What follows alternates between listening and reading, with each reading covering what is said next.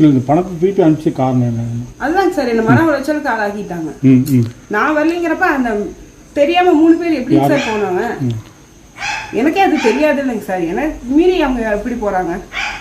ஒன்று அவங்களால இன்ஃபார்ம் பண்ணியிருக்கணும், இந்த மாதிரி உங்களை குடும்பத்தை சேர்ந்தவங்க கூப்பிட்டு போயிருக்கணும். ஆனால் எங்களுக்கு அவங்களுக்குமே ஃபேமிலி ப்ராப்ளம் இருக்கு. அப்படிங்கிறப்ப அவங்கள எதுக்கு கூட்டிட்டு எந்த ஊர் சேர்ந்தவங்க போனவங்க? ராயனூரை சேர்ந்தவங்க தான் சார். எங்கள் வீட்டுக்காரோட அக்கா தான் அவங்க. அக்கா வீட்டுக்கார் போயிருக்காங்க, எங்கள் சித்தப்பங்க. ஆனால் அவங்களுக்கு எங்களுக்கு ஃபேமிலி ப்ராப்ளம் இருக்கு.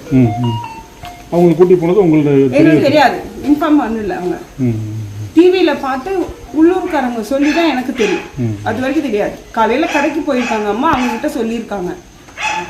அவங்க வீட்டு சொந்தவங்க போயிருக்காங்க, ஏன் நீங்கள் போகலையான்னு கேட்டவங்க எங்களுக்கு தெரியும். அது வரைக்கும் எங்களுக்கு போனதே தெரியாது. எங்களுக்கு ஃபேமிலி ப்ராப்ளம் இருக்கும்போது எங்களை மிஸ்யூஸ் பண்ணி அவங்க யூஸ் பண்ணி இருக்கிட்டாங்க. எங்களோட பேரை கெடுக்கிறதுக்கு, எங்களை மன உளைச்சலுக்கு ஆளாக்கணும்னு இவங்க பண்ணியிருக்காங்க. ஆனால் அந்த பணம் உங்களுக்கு அவங்க உட்காந்து வச்சா 20 லட்சம் வந்துச்சா? 20 லட்சம் போட்டது என் அக்கௌண்ட்ல தான் 20 லட்சம் வந்துச்சு. ஆனால் அவர் வந்து நேரில் வந்து ஆறுதல் தெரிவிக்கிறாரு தான் ஆரம்பத்துலேருந்து சொல்லியிருந்தாங்க. அதைத்தான் நான் நம்பினேன். அதனால தான் வீடியோ காலில் கூட பேசுறதை நான் சொல்லியிருக்கேன் ஏற்கனவே. அவர் வந்து நேரில் வந்து எங்களுக்கு பெருசாக வந்து ஆறுதல் தெரிவிக்கணுங்கிறத நான் எங்களோட விருப்பம். எங்களுக்கு வந்து பணக்காசு பெருசு கிடையாது சார். பணக்காசு வச்சு இப்போ இறந்த இவங்க நபரை திருப்பி கொண்டு வர முடியாது. நேரில் அதை தெரிவித்து எல்லாத்துக்கும் ரொம்ப நன்றி. கவர்மெண்ட்டில் பணம் போட்டிருக்காங்க. கவர்மெண்ட் எவ்வளோ கொடுத்தாங்க உங்களுக்கு? அமௌண்ட் வந்து கவர்மெண்ட்டில் 10 லட்சம். யார் வந்து கொடுத்தாங்க?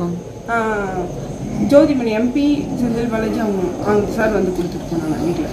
அவங்க கனிமொழி வந்தாங்க. கனிமொழி மேம் வந்து வீட்டில் வந்து எங்களுக்கு சொல்லி தான் கொடுத்துருக்கோம்.